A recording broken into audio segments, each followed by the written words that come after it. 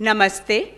On behalf of Chairperson Ms. Shubhra Maheshwari and her committee, I, Gunjan Sindhi, Honorary Secretary FICCI Flow, would like to extend a warm welcome to our multifaceted, eloquent guest, Mr. R Madhavan, our eminent past chairs, and our esteemed members. We would now like to request everybody to rise for the national anthem.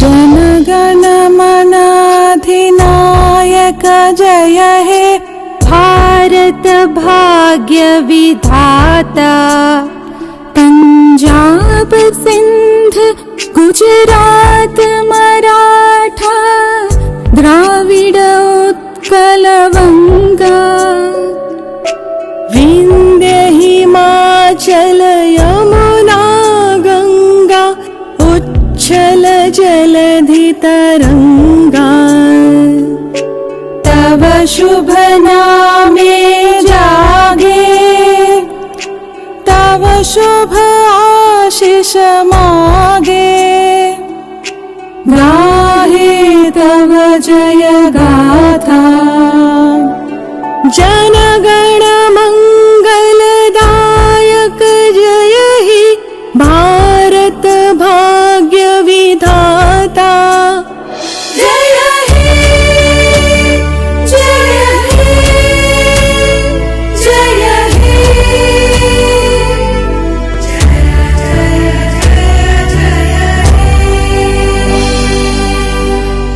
I request our illustrious guest speaker, Mr. R Madhavan, past chair Ms. Ajita Reddy, Ms. Sona Chatwani, FICCI Chair Mr. Muralidharan, Ms. Sonali Saraf, to please step forward for lighting of the lamp. Seed to Succeed is come up with this brilliant proposal that all of you could be a part of it. Please contribute your storybooks and other books that you have in good condition. You could drop it at Flow office, and if you want to have any other questions or you have any other queries, please contact Sarita Rao, Seed to Succeed Head. Requesting everybody to be a part of this initiative.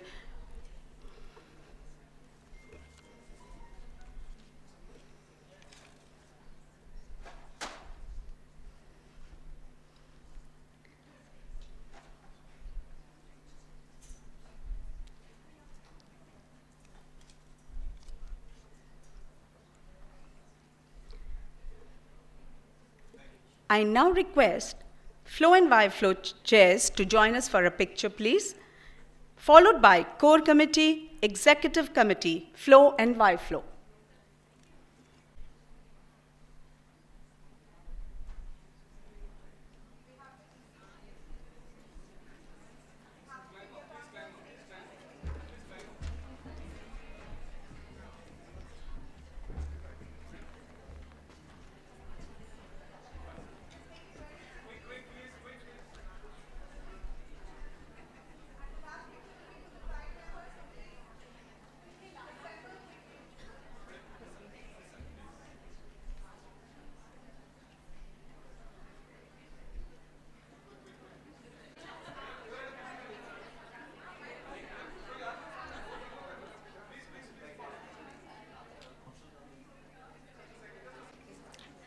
Requesting our guests, the illustrious Mr. R Madhavan and Ms. Shubhra Maheshwari, Chairperson, to grace the dais, please. I would now request events team to get the flow memento. Ms. Shubhra Maheshwari would felicitate our speaker with the flow memento.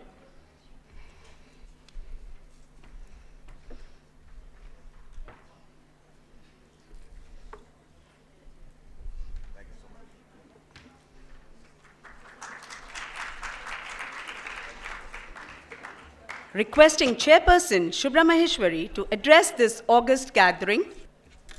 Good afternoon, everybody. Bells start ringing when we have speakers like Mr. R Madhavan in the hall. Dreams are not what you get when you sleep. Dreams are what keep you awake and make you work for them. A live testimonial of this fact comes from our speaker today, Mr. Madhavan, who indeed is a powerhouse of energy, inspiration, and volatility. While I was organizing this event and I was closely in touch with him over the last 15 days, I can tell you, ladies and gentlemen, he's not slept for more than 4 hours a day. He's working hard for his dream. Let's give a big round of applause. If our lives were a Bollywood movie, would you choose it to be fun and frolic, like the Three Idiots, or sensitive and emotional like Tanu Weds Manu? Having said that, a movie gets retakes. Our lives do not get any retakes. We live it once. Live it queen size. Learn, empower yourselves, get inspired, and that is the reason we call speakers like these, so that our lives get touched by a little bit of inspiration here and there, and we play our part in our movie to perfection. We are all storytellers. We all live in a world of stories. There isn't a stronger connection between people than storytelling. And today we are ecstatic to have India's best storyteller, actor, producer, director, Mr. Madhavan with us.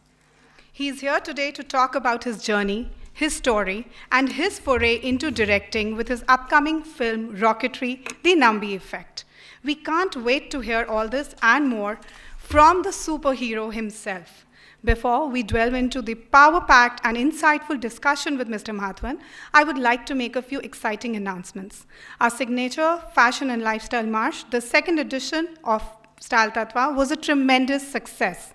Over the 3 days of exhibition, we made history with 230 plus participant vendors, 24 floor-promoted grassroots businesses, 70 committee members working round the clock, and 7,000 plus visitors. The guidance and mentorship of our past years has been instrumental in realizing this dream. The intense hard work and dedication of my entire team of Linuses has culminated into making our signature exhibition and the first quarter of this financial year a roaring success. Thank you, everybody. I would also like to reiterate, Financial Literacy Cell is organizing a lot of very interesting workshops. Some of them will be online, some of them will be offline. Finance may be a dry subject, ladies, but it's the need of the hour. Do not miss out on those. Join in. Something may attract, something may hold your attention. You will end up learning something. Seed to Succeed initiative is planning to make libraries in schools. Please donate library. All those old storybooks lying at home do not deserve your dusting any further. Just donate it at the flow office. And most important, we are here because some of you have renewed your subscription. My earnest request, everybody should go back and renew your subscription. 30th June is the last date after which you may stop getting the notifications for the next events. When talent meets hard work, the result will be a resounding success. And together, we move towards this because she is. Thank you so much. Shia Afsar, our social media head, to give the introduction. So I guess he's really mesmerizing because Gunjan just forgot to mention me, but that's fine, that's all right. A very good afternoon, everyone. Ranganathan Madhavan, fondly known as Maddie, is an actor par excellence. A producer, a writer, a director, a game show host, a TEDx speaker, a motivational speaker, an activist, and a philanthropist. As a child, R Madhavan wanted to join the Indian Army, and when he was recognized as one of the best NCC cadets, he received training from the British Army, the Royal Navy, and the Royal Air Force in England. He was a cultural ambassador and represented India at the Young Businessmen Conference in Tokyo, Japan. He endorses PETA and is an animal rights activist. He started modeling in 1996, then moved on to TV serials and movies. He has acted in movies of 7 different languages. He has won numerous awards for his performances: Filmfare, IFA, SIMA, Asianet, ITA, etc., etc. Furthermore, he was a part of the annual India conference at Harvard University, where he delivered a winning speech. A man who dons many hats. Join me in welcoming R Madhavan, the perfect man.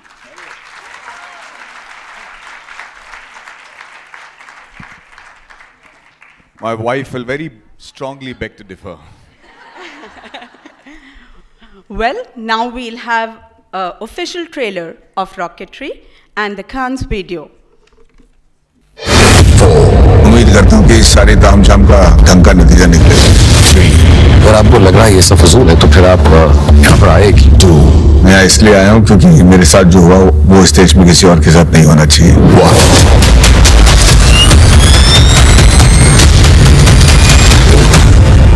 Sir, दुनिया भर में लोग ना 60-70 ton की engine बना रहे हैं और हम यहाँ 600 किलोग्राम के खिलौना बनाकर खुश हो रहे हैं। सर, ये रॉकेटरी नहीं है, पपेटरी है। इन रॉकेट्स के जरिए हमें कमर्शियल सैटेलाइट्स लॉन्च कर रहे होंगे।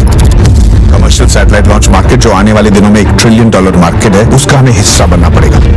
जो मेरे अब्बा अंकल पूरा परिवार 5 साल में कमाते हैं, वो आप 1 साल में कमाओगे? ना, 1 महीने में। क्या कहती हो? ऐसा ऑफर ले ले। ये फिर से हमारे काबिल दिमाग छीनना चाहता है। क्योंकि मेरे सामने जो देख रहा हूँ उसे देखकर मेरा खून खोद रहा है। Nambi Narayanan, project director of cryogenic, project director of second stage, project director of fourth stage, associate project director PSLV। सबको लगता है कि लिक्विड इंजन मेरी वजह से फेल हुआ है, लेकिन सच तो ये है कि मैं आपकी वजह से फेल हुआ हूँ। 400 मिलियन पाउंड्स का इक्विपमेंट स्कॉटलैंड से उठा लाए मुफ्त में। हमारे साइंटिस्ट को फ्रांस भेजकर उन्हीं का इंजन उनसे ही बेहतर बना दिया। रशिया में क्रायोजेनिक इंजन अमेरिकन के नाक के नीचे से निकाल लाए। पागल होने की ताकत आपसे बेहतर और कौन समझ सकता है? ये सब और बेहतर हो पाता अगर तुम नासा में काम करते तो। ऑक्सफोर्ड डिक्शनरी में देशभक्ति का मतलब समझाने के लिए उन्होंने तुम्हारी तस्वीर छाप रखी है।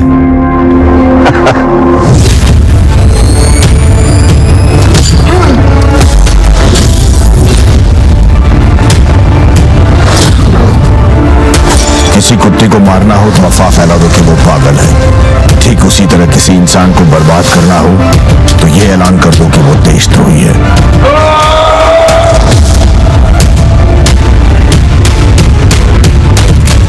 मुझे तुम लोगों से कोई कैरेक्टर सर्टिफिकेशन नहीं चाहिए, ना ही मैं यहाँ कोई पॉपुलैरिटी कॉन्टेस्ट जीतने आया हूँ। एक मिशन के लिए आए हैं बस।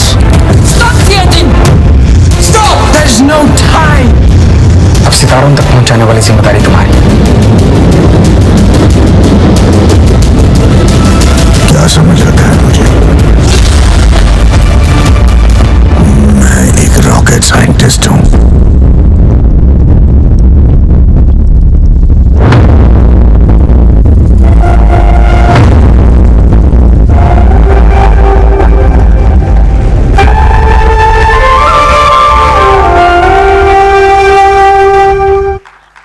I never dreamt in my life that there will be a movie on my life which will be screened for the world audience. I am happy that he succeeded.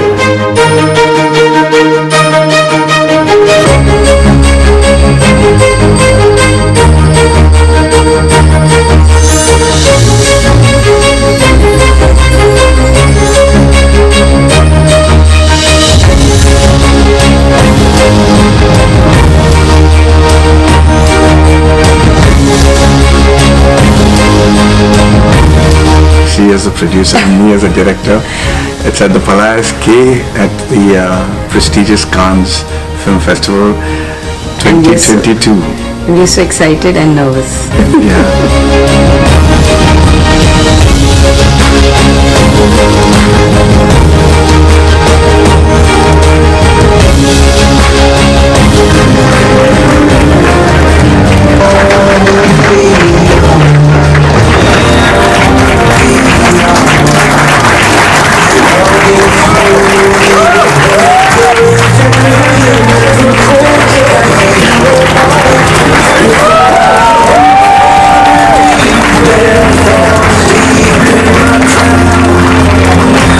Today, it is my absolute privilege and an honor for me to introduce to you the one man whose work, whose passion and his mere presence has driven us crazy wanting to tell his story.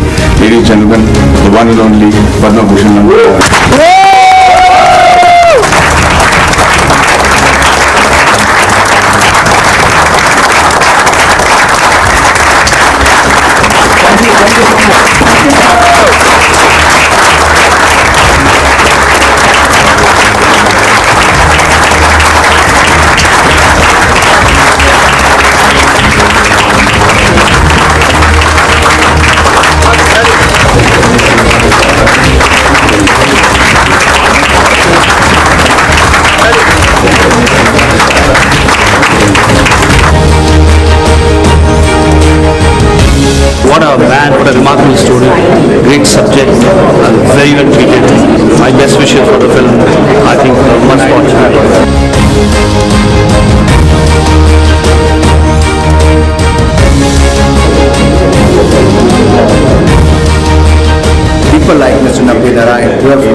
dedicated towards the space and the research. This is the least we could do, and I would like to thank Mr. Madhavan for all his contribution, dedication, and the hard work which he has put in this movie. I wish him grand success, and I'm sure this movie won't restrict to the Indian boundaries, not only nationally, but it will be super hit globally as well.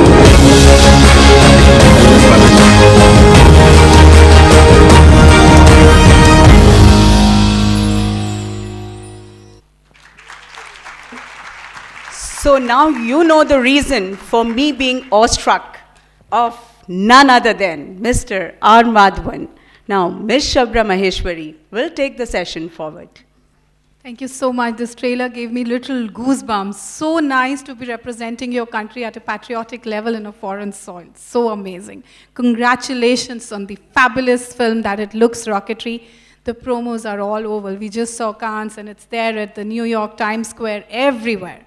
And also another moment of celebration for your son Vedant for his fantastic achievements. He is also done. So father and son are just out there making the country so proud. That's so amazing. From the dimpled young man in Banegi Apni Baat and the Mouthful of Sky to the romantic lead in memorable films like Rehna Hai Tere Dil Mein, followed by a slew of iconic turns in Rang De Basanti, Three Idiots, Tanu Vets Manu, and many other well-known films down south. You have a career distinguished by versatility and integrity. Today is all about you, the constant you and the reinvented you. And if you can impart some wisdom on that to all of us. So let's go. From an NCC cadet to a teacher, to an actor, a director's actor in fact, to now a producer. Wow. You've been reinventing yourself all through your life then. Or were you just adapting along with the flow? Please share your journey with us. Very good afternoon, ladies and a couple of gents over here. Can you hear me clearly? Okay, great. I think the whole environment has become a little too formal.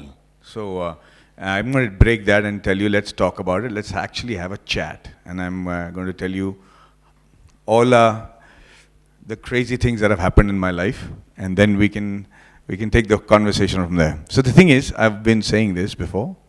I was born and brought up in Jamshedpur.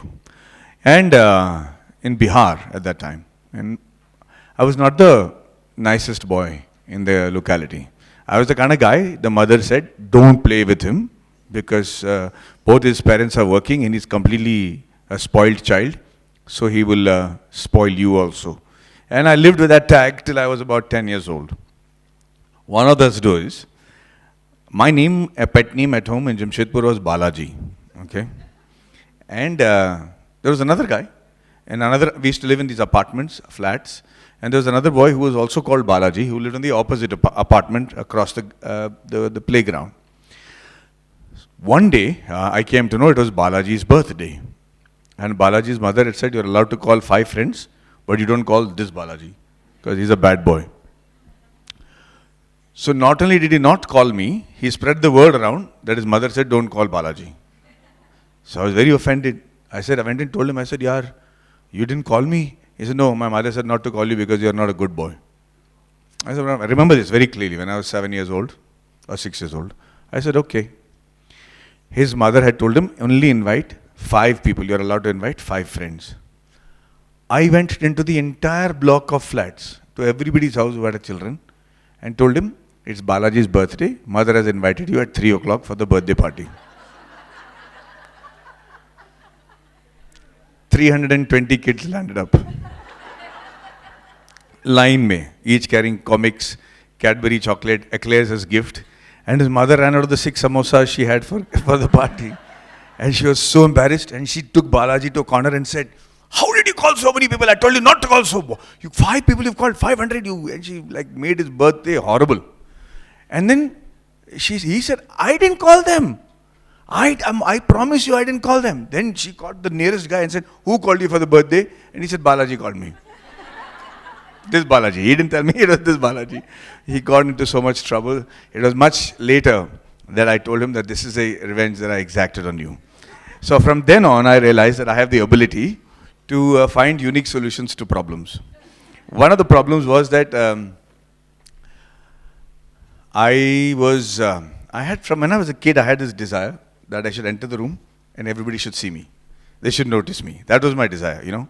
And I remember that because I had seen a lot of, lived in Tata Steel and I'd seen a lot of these VIPs come and people who lived in my society, and they used to come and everybody used to turn around and look at them. So I used to say, one of these days, everybody will do that. That was one of my ambitions in life. But that was not happening because both my parents were very famous in Jamshedpur. My mother was working for Bank of India. She had done so many favors, to people that people had a lot of respect for her. And my father was, a high post in Tata Steel. So I was always, Saroja's son or Ranganathan's son. So when I got an opportunity to go to Canada as an exchange student, when I was 17 years old, I picked it up. I actually forged my father's signature on the form, because I knew that he will never allow me to go to the interviews if I had asked him. And I went to all the interviews and everything, and I came back, I got selected, and we were watching Ghar Jawai at Home at that time with R Madhavan and Satisha. And my father gets a call, and he says, Ranganathan, what? Keeps the phone down. And he says, you got selected to go to Canada for a year. How? I said, I forged your signature because I know you won't allow me, but I gave all the interviews and I wanted to tell you that I'm ready to go. So my mother started laughing. She said, the 12th standard exam is next year. IIT papers, brilliant tutorials, everything is ready. What are you talking about? But my father saw a strange look in my eyes and he called me and he said, you really want to go? I said, yeah, I've always been this bad boy in the society. I don't know why you're not letting me go. I want to go.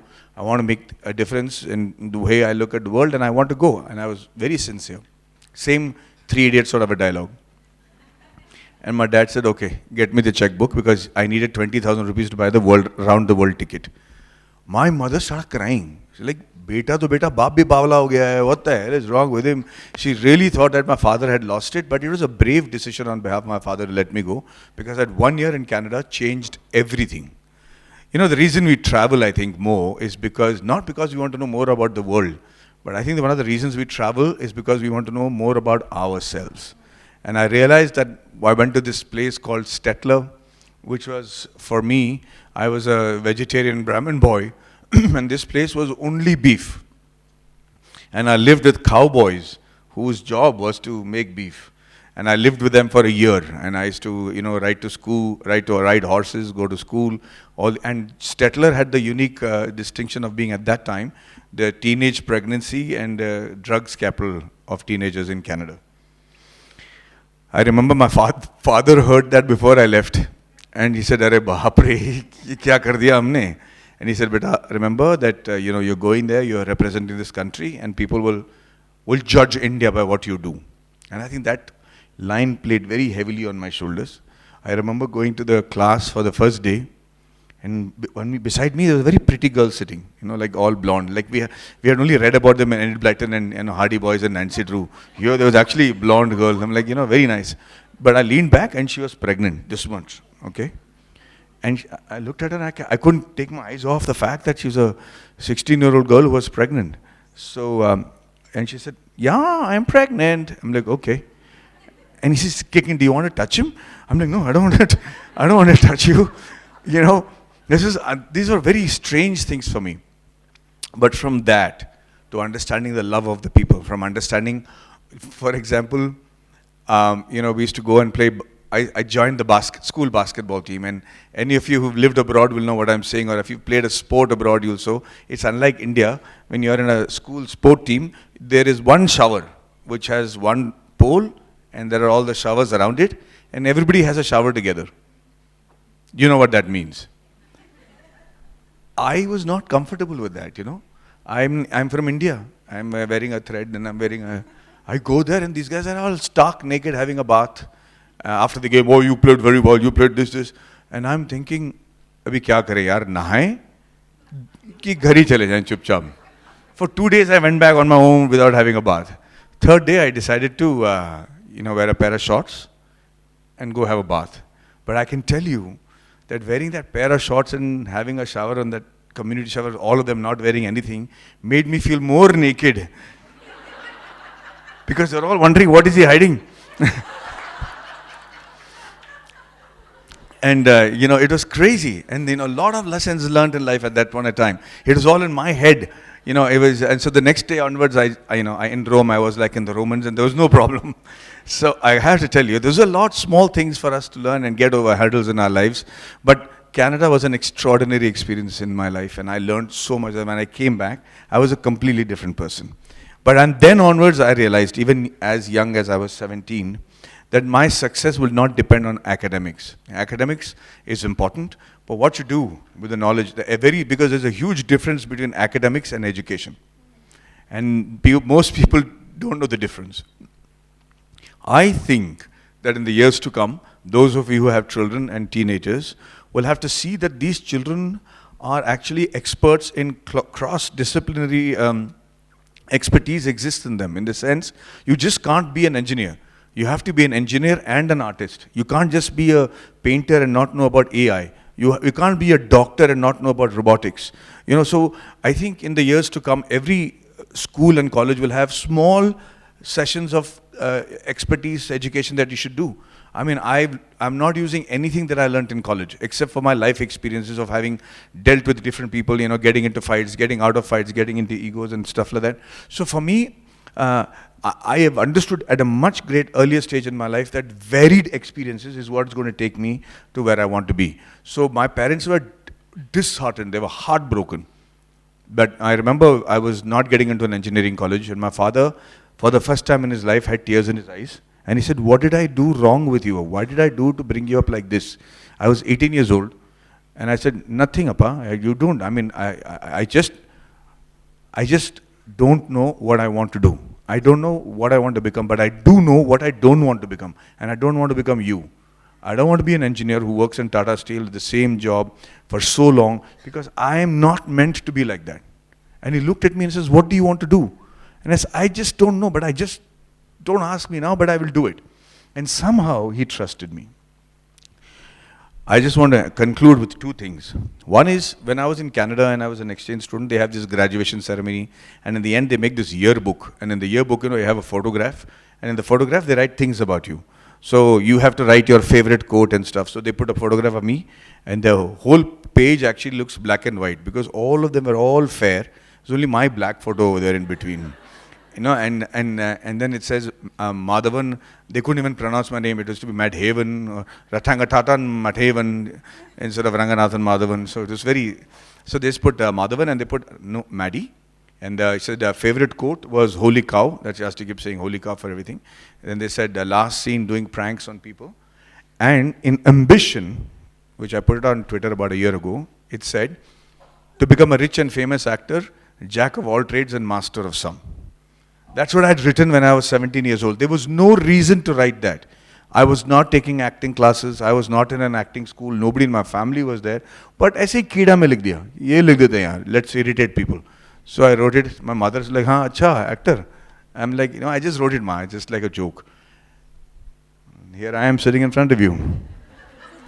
This gets us to two things. Half the women sitting here are thinking, "Yeah, Shubhra should have made this an event with kids." Yeah.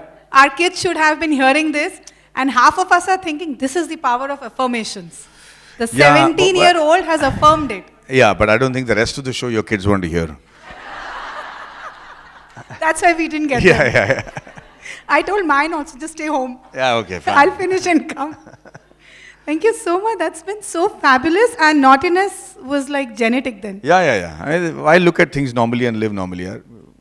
Keep differing, changing it up. Throughout your journey, you've carried us along too, the audience. 20 plus years gone by since you entered film, and everyone still wants a piece of Maddie, be it in their movies, shows, events, or flow. That's also the brand Maddie Magic, yeah? What does brand Madhavan mean for you? At 17, you knew you wanted to be rich and famous, or at least you affirmed. But what did you stand for? What do you stand for now and in the near future? Okay. How many of you all here saw Decoupled? A lot of you? So you know why I'm laughing inside when I hear the flow? Anyway, so brand Maddie, it's too big a word. I'll tell you, I've only lived by my own rules. I'll tell you exactly what brand Maddie became. When I joined the film industry, I got a break from with Mani Ratnam to do a film called Alai Paide, which was made as Sakhi in Telugu, And that was my first film. After that film, all the directors I worked with were not as good as Mani sir. I mean, though there was Balachandra and Mani Ratnam, the rest of them were all upcoming directors. So they wanted to make me into a star according to their opinion. I did Minnale, which was called Cherry, because I found a new director, new artist, everything, and that was a new endeavor, and that became a big hit. But everybody in the industry convinced me for my own benefit that you have to be a B and C star.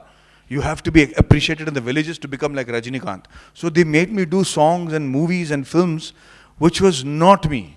They made me play characters which were like a village bum who was hungry and not educated. This face doesn't look hungry from any angle. And there is no way I could convince people that I'm not educated. Big mistakes, okay? And those films flopped.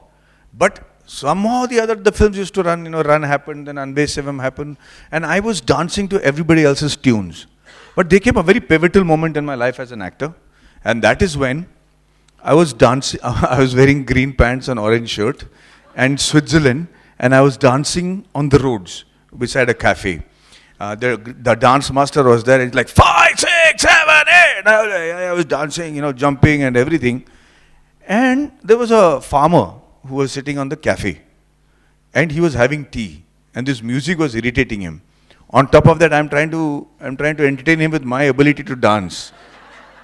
So he had this look. He was having the tea, and he's like, so I'm like, hey, Acha, come to Chennai, you'll know who I am. You don't disgrace me like that. But he didn't care. And then it hit me. I'm like, what am I doing? I'm a public speaker. I've been with the defense. I know how to handle firearms. I know what is hydroponics. I know how to fly airplanes. I've done so many different things in my life. There is nothing of my asset that I'm able to show in my movies. Nothing. I'm wearing these clothes and dancing because somebody else thinks that that's the best way they can help their and my career. And so I took a very hard-lining decision where I said, no more movies like this. I'm only going to start singing my own tune from then on. So I took a break for 3-4 years, grew a beard, went around every place, including Hyderabad, just learning about where the world was heading. Because the problem with the industry was, the moment you enter the industry, you get sanitized from the rest of the world. You're always surrounded by people who tell you how good, how bad, how nice, everything. But they themselves have stopped growing. So they don't know where the world has gone. My assistants, when I came out in 2014 and 15, I realized, my God, my assistants were using digital payment methods to pay tips on my behalf. I didn't even know how to do that even now. What is Google Pay? How do you transfer? What is NFTs? What is a barcode? Everything, the world had moved ahead of us storytellers. And, we were still writing stories about how somebody came to the railway station and got his pocket picked and he didn't know how to go back home. And the guy is saying, Google Pay kar dena bhai. So, but my writers had not grown, So I took a break and I started doing, after that, films like Sala Khadus, or, in Irdhiya Sutri in Tamil, where I learned to build my body up, and I tried to experiment with my looks as much as possible. And they started working, and that's how Tanu Weds Manu, Breathe, or Decoupled, or let us say Tanu Weds Manu Returns, Vikram Veda, and now Rocketry came about. In fact, I was about to ask this, that these, the movies that you just mentioned, from commercial to hero entertainers to cerebrally moving cinemas, to nuanced projects, how did this choice happen, or it just happened, or it was conscious that, I have to move my genre? Yeah, because I couldn't dance and fight like the other actors. If Vijay dances, everybody watches. If I dance, then the choreographer charges double to me. So I decided not to do those kind of movies. I decided to pick subjects that were engineering oriented or something that I was capable of doing. So, which is why films like that came about. And therefore, I realized that for people to want to come and see me in the theaters, I have to be aspirational. Yeah? They have to want to see me, to imbibe something from me. Not come to the theater and say, chal tu kya karega dikha mere ko. That's what is happening. The audiences were losing respect for the kind of stories we were telling them. So, to get ahead of the curve, because actually, if truth be spoken, all the guys today have 6-pack, 8-pack, 12-packs. I mean, they look superb heroes. You go to the bar, I'm saying. You go to the gym. That's where my mind is right now. I'm just kidding. I'm just kidding. I'm just saying, you go to the gym and you see these men, and all of them are so good looking. You go to a marriage and a wedding, and you see the girl and the bridegroom, and all of them are looking like heroines and dancing better than our heroines in their own weddings. So how do we compete with that? You see Dance India Dance, or all those music shows, and all of them, the kids are singing better than us. They're dancing better than us. So where is the hero quality in me? And therefore my life experiences had to come in with a huge amount of force to make me look aspirational on the screen. So therefore I played Brand Maddie to those movies that you mentioned. But as you said, so we have organized a band, and we will pay double and triple to see Madhavan dance with us. So we are not letting go of that opportunity. And when we were talking about gym, I have also been reading about, your being a very health conscious person, not going into the fat diets and all. You even said drink your food and chew your water. All this sounds super interesting. Could you give us more success mantras on this healthy living? On that account, I'd like you to bring into rocketry, because what I have to say in rocketry and what we did has a lot to do with what you've asked me right now. So let me start with rocketry, because I've come to talk about that a little bit. This is very, can I stand up so that they can see me properly? Is it okay? Yeah, perfect. I can think better on my feet. I had just finished this film called Vikram Veda, and I was thinking, yaar, ye bahut ho gaya, this kachara-vachara film mein shoot karna hai, shooting in these chawls and dirty places and flies and everything. So I wanted to do a nice, clean film like Yash Raj. So I was looking for something, and somebody came and told me there's an amazing story of a good-looking ISRO scientist who had an affair with a Maldivian woman, and because of that affair, he sold Indian rocketry secrets to Pakistan, and he got arrested, brutalized, and almost killed in jail, but he came out with the help of CBI, and he proved that he was innocent. This is when I heard it in 2016, and I said, fantastic, yeah. This is a poor man's James Bond story, good-looking ISRO scientist and a small, more good-looking Maldivian woman. So it'll be good story for me to say. I haven't done a romantic film for a long time. But when I went and met Dr. Nambi Narayanan, it was like somebody hit me on the head with a sledgehammer. This man had an extraordinary aura and tejas around him. He was good-looking. I could make out he must have been a killer when he was young. Handsome, bright, sharp eyes. He was 75, but he was very much in control of his senses. And he looked at me and he said, Mr. Madhavan, welcome. I've seen your movies. I'm a big fan of yours and everything. I said, thank you. But I knew immediately I was missing something. I knew instinctively that I was missing something big. But he started talking about the case, and sure enough, his face turned red with anger. His eyes had regret, anger, tears, all rolled in one. And while he was talking, his lips were quivering, and he says, look at how horrible this case is. They said I had an affair with this woman I've never met in my life, and these are facts, and these are the proof, and this, and he was so emotional about it. I said, ma'am, sir, why are you so emotional? The court has already said that you're innocent. What are you worried about? And that is the day he told me something I'll never forget. He said, you know it, I know it, but go to Google and put Nambi Narayanan and see what comes. And sure enough, when you put his name Nambi Narayanan, you know what came? ISRO spy case Nambi Narayanan. And for 25 years, that family has been living with the fact that Nambi Narayanan could be a spy. A classic example of how this algorithm works, which actually plays hell in the life of yours as well as your children's life, is what I will tell you. I got introduced by our friend over here, and she was very kind enough to introduce me, saying I worked in 7 Indian languages. Now that is how the algorithm works. That question was asked to me right here in Hyderabad 15 years ago, or maybe 10 years ago, 12 years ago. One lady from the press asked me, Mr. Madhavan, you have done films in 7 Indian languages. How does it feel to have so many languages at your disposal? That was her question. My answer to that was, ma'am, you're mistaken. I have only done films in Hindi and Tamil, 1 Telugu film and half a Malayalam film, but I have not done films in 7 Indian languages. But you know what the algorithm picked up? I was asked a question where I did 7 Indian languages, but that has now been added to my autobiography, my definition or my description on Wikipedia. I have not done films in 7 different languages. So tomorrow, if anybody was to ask somebody and say, hey, I believe you slapped a journalist hard and he fell down and broke his teeth, and you'll say, who are you talking about? What journalist? Where? All that will not be picked up. Maddie and slapped journalist and 7 different, is only gets picked up. And that's how Nambi Narayan was living. So it took me 7 months to write a script. I went back to him after 7 months and I said, sir, this is a script. And he said, all this is right, but this part is wrong because I was in Princeton under Croco when this happened. I said, when did you go to Crocon? When did you go to Princeton? He said, I was the first scientist to get an Ivy League admission in Princeton. I said, sir, are you talking about Luigi Crocco, the one who's considered to be the most prolific scientist in NASA and the man in charge of the moon mission? What were you doing with him? And he said, I did my thesis under him in 10 months. People take 10 years to do thesis against him. So I thought this man has lost it. Like I'm beginning to think now he's just saying anything. And then he started talking about his achievements. From Princeton to France to Scotland to going to USSR when Russia was breaking down and smuggling engines to India and I said, the story went on and I said, is this actually true? I said, Nambi sir, when were you planning to tell me this? I've been writing this script for the past 7 months and you didn't tell me all this. He says, what is there to say? They paid my salary, I did my job.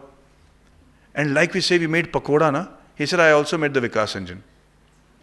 Now the Vikas engine, I looked at him and I said, you mean you made the Vikas engine, that the only indigenously built liquid fuel engine that ISRO has, without which there is no Mars mission or Mangal mission or nothing possible, without an engine that has the ability to have never failed in its history, that engine you built? He said, yeah, I built it. I named it after my mentor Vikram A. Sarabhai. That's why it's called Vikas.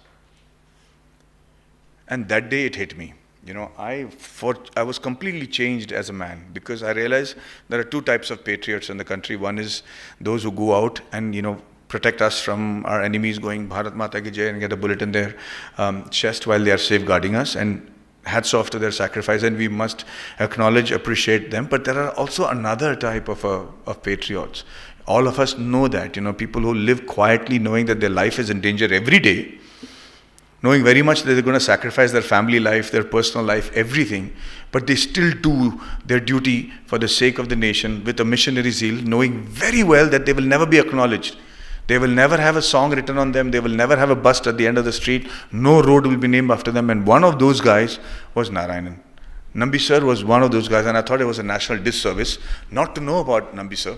And so I took it upon myself to make this film on his achievements rather than the case, which is what he was known for.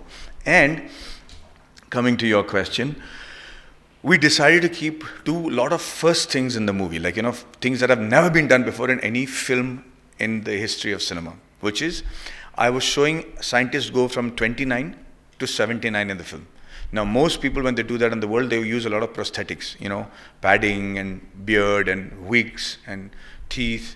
And I decided to use no prosthetics. So we did research for 2.5 years to find out how we can change the shape of our teeth, how we can lose and put on weight quickly, how we can make our hair look gray yet keep it safe. And the things that I came up with is also part of your answer. But I'm going to show you a few videos which I run the risk of losing your respect, but I'm going to show it to you anyways. Teeth are an extraordinary tool for all of you all to look younger. By not keeping your teeth the way it is meant to be, in terms of its shape or the size of the bridge or the proportion of your teeth with your face, you can look as old as 15 years older than you or 15 years younger than you are. Tom Cruise looks the same age, not because he keeps his body thin in Top Gun. It is because his teeth are exactly the same as they were 25 years ago. So how does teeth play a role in your youthful look? That's one of the secrets of rocketry that we'll talk about. But I want you to see what I did to my teeth, my own teeth, for the sake of the film. Lights off and the teeth video, please. No, I'm okay. I'm going to be here. Those are my actual teeth, which I had, there you go. I had them realigned for this film. Okay, thank you. It's disgusting. We'll finish the videos and then turn the lights on. Now, the next thing we did was, I got my teeth like that. It took me 1.5 years to get back to the original shape that it is in right now, but it's all fine. Second thing is, I had to get my hair colored, and I had to look fair. Like Dr. Nambi Narayan was a very good-looking man, but he was okay. Let me tell you this first. Can I have the lights on for a second? 1 second. Nambi Narayan sir was a good-looking man, very good-looking man. And I want to tell you this syndrome that we have when we are in school. We have this one person in our class who's the good boy or the good girl. They'll always come to school on time. Their shoes will always be polished. They will always have all the books they require for the class. They will have all the answers that the teacher asks, will be the first one to raise their hands, and the teacher will say, "Beta, you keep it down, I'll ask the others." They will always be mother's pets, and they'll be our mother's pets instead of his mother's pets. And he'll say, "Hey, why can't you be like him?" And one of these days, that guy will make a mistake, and we are waiting around the corner. He's also human, Yes, this guy. And he'll pounce, he'll find a chink in the armor, he'll go and tear them up and make them human, so that we don't feel so bad about ourselves. Very unfortunately, that's a trait we carry into our society as we grow older. That never leaves us. How can somebody be in our society and be better than us? How can he be so good looking, not have an affair? How can Nambi Narayan be this beautiful, good-looking guy, and be a genius also, and not have an affair with a Maldivian woman? He must have had an affair. Now, I'm telling you, he was a good-looking man. I want you to imagine a good-looking man. Ladies, imagine a very good-looking man. I'm saying when he was 29. No. I had a lot of difficulty trying to look like him, I'm telling you. And I want you to imagine a guy who is in his 29 years old and he's in Princeton, New Jersey. And I'm telling you, he was better looking than John F. Kennedy. Right? Obviously. So now all of you are thinking either Maddie is bullshitting, buddhu ho gaya hai, or there is no way that somebody can look like John F. Kennedy or better than him. Now I want you to look at Nambi Narayanan at 29 in Princeton with his wife and tell me I was wrong. Lights off. Princeton.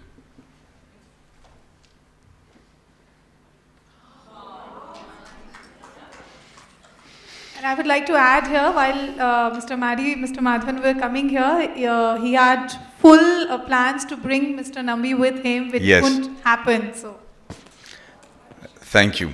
So now tell me I was wrong. Hannah? Now this is the person, so how can he not have an affair? How can this person... So I had to take a lot of trouble to look like him so that everything about the story looked authentic. Now I'm going to show you what I did to get my hair colored white like him. And I had to sit on the chair like this for 14 to 18 hours every day to get the look right. But I want you to see what happened. I'm very excited that now Nambi sir is back to his original look. He looks 15 years younger. I have no idea how I'm going to look. I've never been so closed up in my life, but fingers crossed and hoping for the best. Yes. I'm halfway there, I think. Next one. This was the process. What's happening now? Next one. Blue center. And my scalp had actually turned silver like this. But let me give you the overall look after this. This is how we looked when I was done. Okay? Thank you. So my wife had said, you've been doing so much of this to your hair. Tere baal to gaye, tu ganja ho gaya. You don't have to go to Tirupati anymore. You can just thank him from here. But my baal bach gaya. My hair is back to being normal. It's all my hair, so there is no problem. But we learned another secret of rocketry. How do you safeguard your hair? What do you do? When do you apply oil? How much oil do you apply? How do you apply the oil? Where do you apply the oil? For how long do you apply the oil? When do you wash it? What oil do you apply? What are the secrets of the follicle? What does the dead skin do? How does the hair... How do you grow bald? Do you grow bald because your hair have fallen or because your hair don't grow back? All these are secrets of rocketry. Will you share the answers also? One more bit. I'm answering your final question. I'm going to show you a photograph after which you will completely lose respect for me, but this is me on the last day of shoot when I was playing the heavy set Mr. Nambinarayanan. This is actually me. And the stomach you see is real. So can we have that picture, please? Oof. Please look at the hair. That is exactly how I look. That stomach is real. Now, those of you who have a doubt about the stomach being real, let me show you a video where I'm laughing. And you can see how my stomach will move. And those of you who are fortunate enough to have a stomach will know that that's exactly how it moves. There you go, see? There you go. That is a real stomach. Now, this is how I looked. But I'm also going to tell you that because of my research, how I looked after 14 days. Now, you should remember that this is actually after 14 days. I would like you to keep a track of how the hair looks and the color of the hair. And after 14 days, this is how I looked.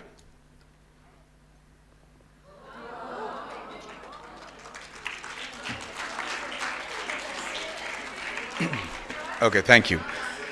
So, yeah, I know a lot of people have questions. You can ask your neighbor what it means, but I'm just trying to tell you that that was all us. That was all the research, because I could not afford to spend 6 months waiting for people to get in and out of shape. So the key was not how we lost weight. The key was how we put on that weight. And what is happening with your body when you start putting on weight. All of you might have questions about, I don't know why I'm putting on weight. I'm eating the same thing. I'm sleeping at the same time. But I'm putting on weight. I don't know why my clothes don't fit. A lot of those answers you'll find in The Secrets of Rocketry, which I will tell you after the release of the film. This is cheating. This is cheating. We'll have to do part 2 of this talk then.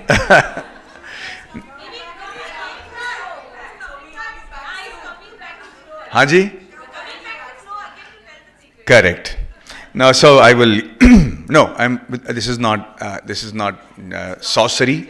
This is actually documented, and I have already. For example, the teeth story. For instance, I'll tell you. When you as you grow older, there's a way of the bridge of your teeth start becoming smaller and coming closer. Your teeth start moving inside your mouth.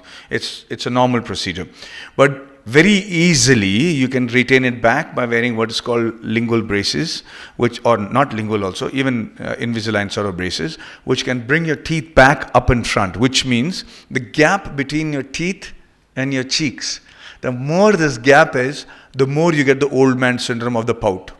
This happens. So as long as your teeth are as front as possible, and it's a very small process. It's very easily done. Barely, it's hard. It's mostly painless. It takes about 6-7 weeks. Nobody will know you're in the treatment. But suddenly everybody will say, "You बहुत young लग रही है." It'll happen. That's one of the secrets. So you can go to your orthodontist and then ask them how this is done. It'll be easily done.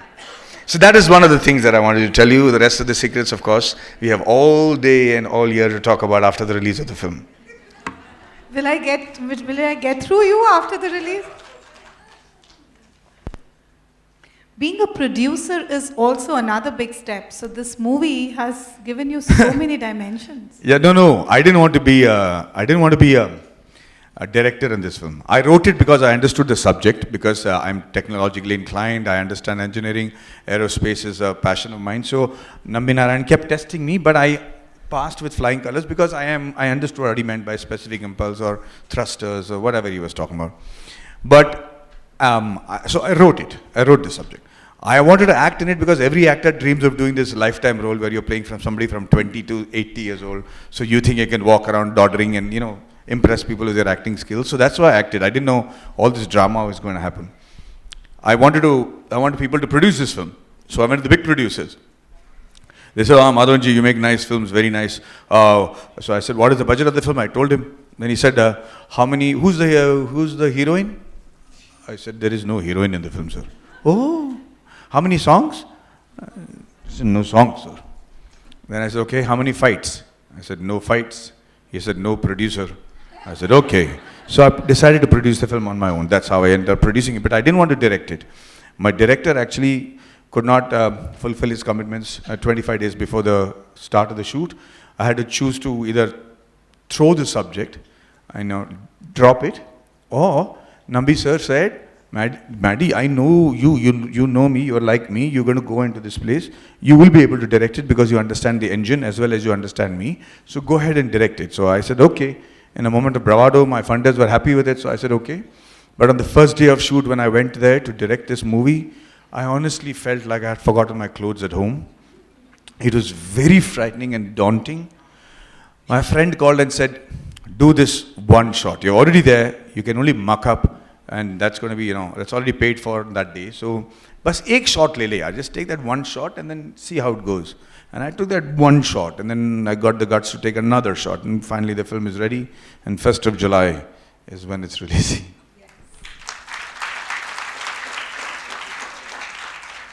So, you've told us about rocketry. You've told us how touched you were after meeting Mr. Nambi and all. At any point of time, you didn't feel that, why am I not doing a mainstream commercial film where I could make big moolah and... So, it's a strange thing that you should ask me that, but if I were to ask you a definition of a mainstream commercial film right now, which is working, you won't have an answer. We don't know which film is working because the audiences and people have become so aware, they have moved on. I don't know which commercial film I saw and that I'm happy about and that I can say that it worked. It's only content. So, and I knew if content is going to work, then my film was right up there. Absolutely, and all our best wishes on that. Thank you. And then I saw this beautiful video of you at the Harvard University. That speech, those of you who've not heard it, please go back and hear it. It gives me goosebumps. The perfect sense of patriotism, make our villages smart, just too good. How was that experience? Such an elite audience and, I used to teach public speaking and communication skills, and one of the things I remember was, the best way to communicate was to actually speak your heart out. So without going too much into that speech, I remember I felt, there were all these big speakers in front of me and they were using these great words and technology and statistics. But I just wanted to speak from my heart because I'm from the film industry. We just tell stories. And my idea was to spin a story about what I would imagine India to be in 2030. And that's why it was so heartfelt. I didn't know it was going to be so effective or that we'll be talking about it 5 years later. But I'm glad I listened to my heart. It was beautiful. Thank you. And it also tells us about you that, most of the speakers who come like to get my paper beforehand. You didn't even ask what am I going to be talking about. That also shows what a brilliant speaker you are. Thank you so much for being here with us. Thank you. You are a completely self-made success story, a bold entrepreneur yourself from childhood. What wisdom on change, adaptability and reinvention would you be able to give to people in this room, most of whom are successful business entrepreneurs? What I'm going to say next will affect all of you a fair bit. Whenever I go to a public speaker, I've been to these corporate social responsible activities where they call me. The CEOs are all 65-year-old men, 60-year-old men. They look at us actors and they say, "Aye, Mr. Madhavan, how are you? I hope you're all well prepared for the show. Everybody's waiting to hear you," very condescendingly. And I look at him and I mark him because I know I'm going to address him when I'm giving this speech. Because these are exactly the kind of people that I need to get through for their own good. And when I go to these talks, they don't expect us actors to say much relevant to them. So they're already sitting there, leaning back, wanting to hear what I'm saying. And I start off as saying that I have good news and not so good news. And I want you all to hear what I'm saying. The good news is that with the advancement in medical technology, it's very possible that you will all live up to be 90 years old. Whatever, if you have small anomalies and problems and stuff, the medications we have, we can easily keep you alive by and large till 85, 90. That is, pretty much given, which was a difficult thing to promise 25, 30 years ago. But the not so good news is, for the first 30 years of your life, your thing is chalk marked and the path is very clear. Your parents know which school to send you to, which college to go to, what you have to study, which business you have to get to, how many, which university, how much it has to be paid, who to get married to, who should be the family, or you want to get married. All that is charted. This is when you get married. This is when you should have a baby, and this is when you should start investing in your house. By the time you're 30, the roadmap is there.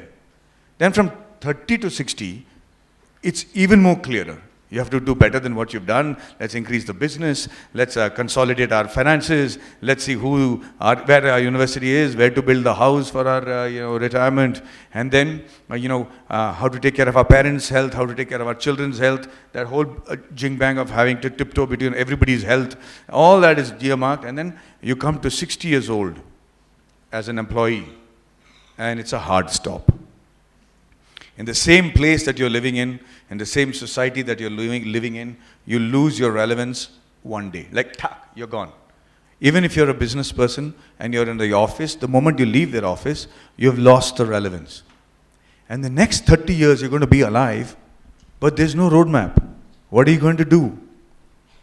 Is your idea of spending your old age the same as a Westerner, where you want to get into a caravan with your wife, meet your grandchildren only for New Year's and Christmas and Thanksgiving, and then go around the world and meet friends and go fishing? Is that your idea of retirement or heaven? Is your retirement idea include your family and your grandchildren and wanting to be with your children and wanting to be relevant in their lives? And I look at this man who has just been condescending to me because now he's sat up, and I'm saying, look around you, and how many people in this place do you want as your neighbors? How much have you invested in your retirement society?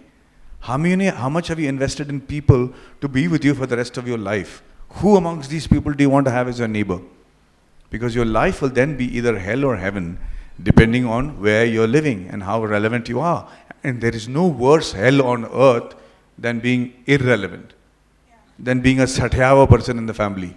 Yaad ek budhaiya bol raha hai. If you've been an alpha male, and if you've been a woman in charge, and you get relegated to being irrelevant, it's hell.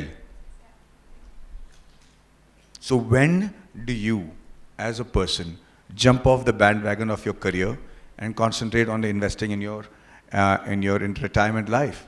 Life doesn't end at 60. Work ends. Actually, life begins at 60 now. There are so many things to learn and so many things to do and so many people to know.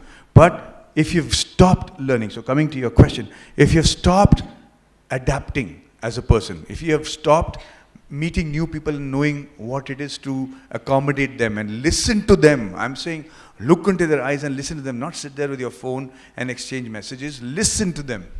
If you don't have the ability to increase your social circle and be relevant, to be actually a good friend to somebody, where you don't least expect, but they help you out, where you're not one of those persons who has a real friend, you're really going to have hell on earth.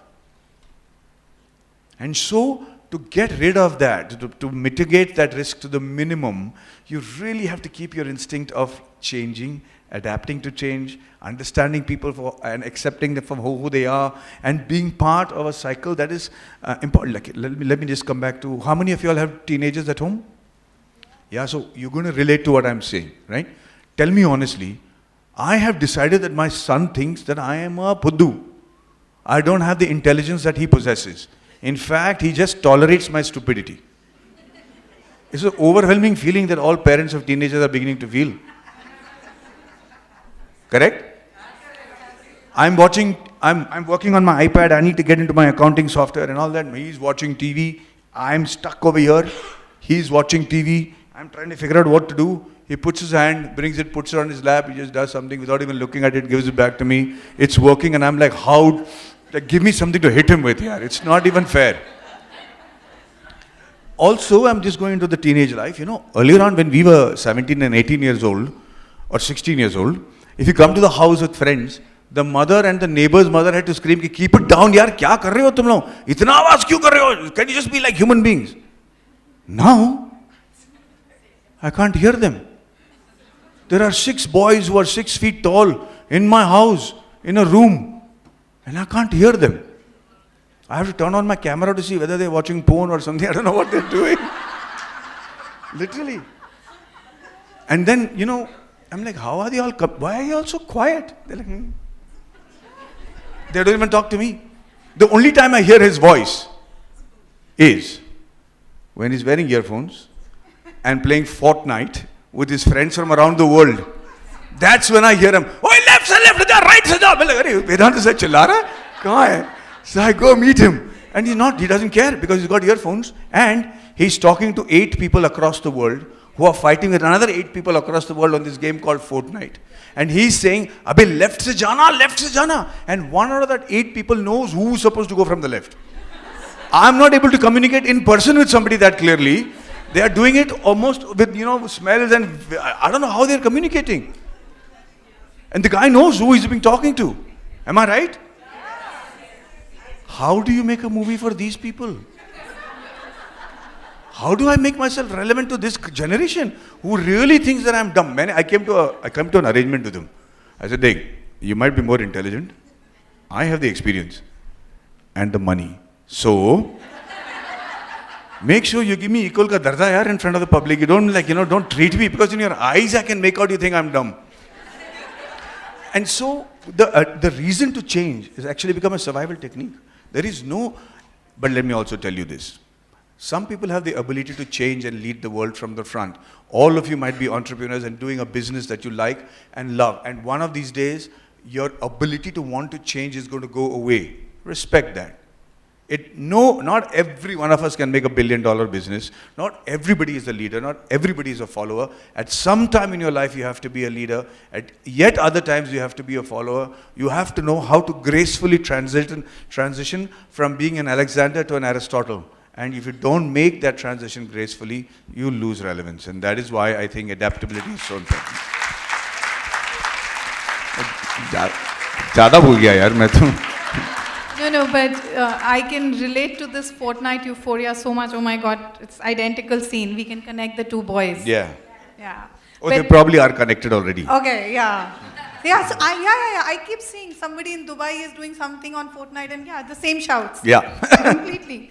But Vedant is making all of us so proud. Congratulations to you and your wife for this stupendous, fabulous success. Though still in his teens, Vedant Madhavan has already carved a unique identity for himself, which has little to do with his famous father or the world of cinema. Over the last couple of years, he's emerged as India's brightest prospects in the sport of swimming and has already won multiple accolades to India on the international stage. Would you like to give us some parenting tips also while you are already here? Yeah, first and foremost, there is too much praise for what he's achieved. It's not right. He's only won a couple of medals internationally in a competition where it was Denmark Open. So he won a gold at 800 and a silver at the 1500. And much ado was made of his success. Of course, it is a brilliant feat, but there were only about 4 or 5 countries participating. It was not the Olympic medal. And there are many people who are his age in India who are better swimmers than him. So both he and I understand that the amount of recognition and praise he's getting is also because he's my son. And that's a good thing, so he knows, he understands that. See, it's very important really honestly to know exactly where you stand. It gives you a lot of strength, And I told Vedant, and he knows, he says, yeah, I know Bappa, I know that. But he does his best to promote all the other people who are better than him and who are the same age on his webpage, and he talks about Gowda and he talks about other swimmers. But if you want a parental advice that I had to figure out to give him is because first he's a celebrity son. So everything he does is looked at with far more interest than most other children, right? So he has to be responsible about that. But most importantly, when you get so much of fame because of one achievement of yours, you start associating fame with success. And then you know what? You start getting imbalanced when the proportion of the fame to your success is not the same. Let me tell you what I mean. Today he's won medals at the Denmark Open. And he's done a great job in terms of his timing. Tomorrow, he will go to the Commonwealth Games where 150 countries are participating. And maybe over there, he'll get a bronze. And maybe better his timing by 20%. It's be a great achievement for all of us at home because I know that Commonwealth getting a bronze at his age is brilliant. But the news will come out that now Vedant got a bronze. And they'll say, Bechara yaar, pehle actor ka beta tha, silver gold mila, abhi bronze mil gaya. Which is normal. That's what the public will say. What will happen is suddenly Vedant will see that his fame is not the same as the amount of success he's had. So suddenly he'll say, yaar, am I not as successful? What am I doing here that is wrong? I mean, what is wrong with what I have done? And his young mind will try to get that same amount of attention in terms of fame. And you'll do stupid things to get that attention which is not related to your swimming. And that will get in the way of your fame as well as your success. So you really have to keep your head down right now, not worry about how many people are asking you to sign autographs or calling you a national role model and stuff like that, because that's all will fade away. It's just very small things. The day you win an Olympic medal, we'll talk about it, but right now, do not associate fame and success. And this is a story that you tell your children too, because one day they'll buy a new dress or a new phone, and they'll become the talk of the friend circle, and then suddenly it's gone because somebody else has another phone. And that attention, that need for validation is going to be so strong that you do stupid things in life to be standing out. And so you don't have to always stand out. You just have to make and tell them that you used to have a very balanced sort of look at life. I'm giving another example, and this statistics is actually quite stunning. Can any of you all tell me what percentage of the Indian population is on Twitter? Anybody? I mean, our lives revolve around what Twitter says, but what percentage? Sorry? Less than 1%? Anybody else? Like Hindi, English, Tamil, Telugu, Malayalam, all included. How much? 10%? Anybody less than 1%? Anybody more than 10%? The actual population of Twitter, the percentage-wise, is less than 1.7%. Less than 1.7%. What we imagine our whole world is revolving around that app. So anybody says something to us on Twitter, we think the whole of India thinks about us. Your children are getting affected by it. People committing suicide because of what is coming on Twitter. So this awareness, sometimes the statistics, just telling your children this, will make that much more easier to put things in perspective. And that's what I'm attempting to do. Listen, I know that as a father I will make mistakes. I know that as a son, my son will give me a lot of agonizing nights. I know that my wife will also be lamenting about the women that come into his life. All that is going to be given. But at least we don't want to make the common mistakes that other people have made. Just as, I would call this a lot of modesty running in the You know family. what? Every time my wife buys a handbag, I'm like, why? For my daughter-in-law? I'm like, ye kya justification hua yaar? This is not a justification. So we've got one more reason to buy that Birkin and that, So yeah, all right. And is he as naughty as his father? No, yeah. I think these swimmers have a different world that they live in. They're like very saintly. Very saintly. You have a girlfriend? No, Papa. Abhi to jhoot bhi dhang se bola kar yaar. I keep thinking, but they're very, very, very Buddha-like. I don't know why. So you've done, you've played the roles of director, producer, actor, writer, rocketry. Now, after this, where do we see Brand Madhavan? What interested you the most? I'm going to be sleeping for 2 months because I think I'm slurring right now. I haven't really slept for a long time. This has been mentally and physically very exhausting. I need to spend more time with my family. So once the film releases, I'm going to go to the bank and hopefully either scream or return my loan, one of that. And then I'm going to take a break. And then I'm going to do a little bit of research to see what kind of films I should do next that keeps me ahead of the curve. But apart from that, right now I can only think about going to sleep. Yeah, that's what I said, that having seen your schedule last 15 days, even I was worried. Yeah. You take a lot of time out to wish your fans on social media. You maintain a constant connection with them, except me. You haven't responded to me. Do you believe the exclusivity of a star is a myth right now? It's important to connect? No, I do it because in this world of chaos and hurt and pain, which is so evident with everything that's happening around us, I just think that I should be able to spread a little cheer, which is a little bit of effort for me. When I'm in a flight or a train or a plane, it is just responding to somebody or smiling at somebody outside my car window ends up making somebody's day. And it's really no skin off my back. I just think I'm doing my bit to make the world a little more pleasanter in terms of what I can do without having to put much effort. So that's the only reason. And people who troll me as well, I take their trolling very well. I understand that they're going through some difficult times in their lives. And I wish them all the best, but I refuse to get affected by them. And so it's just a whole endeavor to spread a little bit of cheer. One parting message to my audience who was so excited to have you here. Well, I'm very touched. I am quickly going to leave, so we won't be getting selfies. I'm sorry. But I have to keep myself COVID-free for the sake of Dr. Nambi Narayan, who I'm meeting tomorrow, and I have to be very careful. But that apart, I really want to say thank you so much for being a lovely audience. I will come back again and tell you the secrets of rocketry. But until then, thank you so much. Watch the film. We are taking it on record that you've just promised me you're coming back. Yes, of course. Done. We've Yeah. taken it on record. Thank you. Thank you so much. And Thank can you. we just have a few questions from the audience? Yes, of course, of course. Okay. Yeah. Questions from the audience, please. Thank you, sir. That is really, really entertaining and insightful. Are we having any questions from the audience? Yes. ये सब कुछ बोल दिया मैंने. Quickly 5. Yeah, I have time. Okay, we'll have the quick 5 questions. Please, quickly, anybody from this side? Anywhere? Yeah, please. Okay, there we go. Thanks. It always starts like this, and then we have to say last question. We are just trying to pull your time more. I'm That's very it. flattered. We want every bit of you. Okay, now I want to know who's more powerful, you or your wife at Oh, home? Do you think I have a permission to say me? You know, I'll tell you honestly, though. Who is Vedanta gone on? Vedant has gone on my smartness and my wife's commitment, I think. I just have to say that when I got married, I was hoping and praying for a good wife, but more than that, I was hoping and praying for a great daughter-in-law. And my wife has turned out to be the most amazing daughter-in-law. She's a great daughter-in-law. She's a fantastic mother. Okay, wife. But, seriously, yaar, I mean, I've been telling this yesterday. I go home, the first thing is, Vedant ne khana khaya ki nahi, uska diet hua ki nahi, uska anda diya ki nahi, kya everything. कुत्ते लोग खाना खाए? हाँ? तो दोनों कुत्ते ने खाया? वेस्ट किया? वॉक पे लेके गया उनको? सांप कहाँ है? मैंने कहा ये क्या प्रायोरिटी है लाइफ में यार? That's what has happened. So that's why she's an okay wife. We know the men's side of the story because all women here.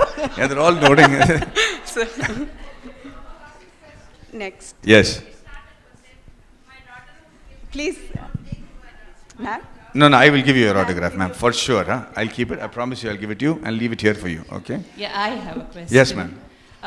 You have a great sense of humor that we could see.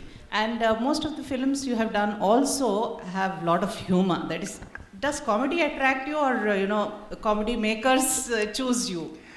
No. I add comedy in their lives. Oh. I'm telling you. All the makers who come to, because I've been working with such big directors, right? My directors come there like they don't know whether to direct me or not, and whatever I say is okay. So I have to first make them feel happy and comfortable so they can tell me, you idiot, that's not how it is done. You should give the director that freedom, right? So I bring comedy with me wherever I go. Although I look like a very strict person. I don't know why when I go to the set, everybody says they're very frightened of me. But I think I'm a happy, funny guy. I've seen almost all of your movies. Thank you, ma'am. I made some money off you. Thank you. Yeah, there. Yes. Right there. The mic be passed over. Yeah. Hi, Madhavan. This is Mansi. And Hi. I happened to celebrate my 21st birthday with you back then. Sorry? Yes. You were in Hyderabad at a place called Touch on my 21st birthday where I was celebrating. And Did I wish you? yes, of course. There you go. I don't feel guilty anymore. And you did respond to my messages on Instagram too, so. I'm glad. Okay, so what inspired you to choose this thing like rocketry? Oh, the story of this man. I mean, the fact that there were people who didn't know about his achievement, and the fact that the country is such a functional democracy even now, and there are some people who are doing their jobs. That's why we are not like other countries. So we need to recognize these people and sing praises of them, so that we can continue to be like this. And that's why I made this film. Thank you. Yes. Hoigache? Yeah, so we are disciplined lot. How sweet. Yeah. So I would now request Ms. Maya Patel, Joint Treasurer, to come and take the autograph, please. I would now request Senior Vice Chair to deliver her thank you note. A very pleasant afternoon to one and all. Two things define us: our patience when we have nothing and our attitude when we have everything. On this note, I, Ritusha, on behalf of Wikiflow Hyderabad, take this opportunity to thank our hero R Madhavan and Maddie, as we fondly call him. Maddie, you had once said that one needs to be super intelligent and have an above average IQ to be able to work in movies. Having said that, you need to also have a combination of talent, hard work and perseverance to make a name in any cinema you enter. And I think so you are a perfect combination of all. Thank you. That's your effect. She forgot the vote of thanks. And the conversation began. A lot of regards for Nambi sir too. Thank you for gracing Flow Hyderabad, Maddie. Thank you to our sponsors, Platinum sponsor Arjutam Arts, The Silversmith, Gold sponsor Fortune Rice Bran Oil, Branding partner RBC, Hospitality partner Deepak, Beverage partner Bacardi India Private Limited. Your support means a lot to us. Thank you Press and Media for the support always. Thank you Flow members present here today. You all are strong, supportive, admirable and loving. Gratitude to all our past chairs for the guidance at every step. A big thank you to the committees 2022-23 who are working tirelessly and living up to the commitment promised. Success is not final. Failure is also not final. It is the courage to continue that counts. And yes, Style Tattva showed our courage and they'll say thank you to all. You don't always need a plan. Sometimes you just need to breathe, trust, let go and see what happens. Thank you and Jai Hind.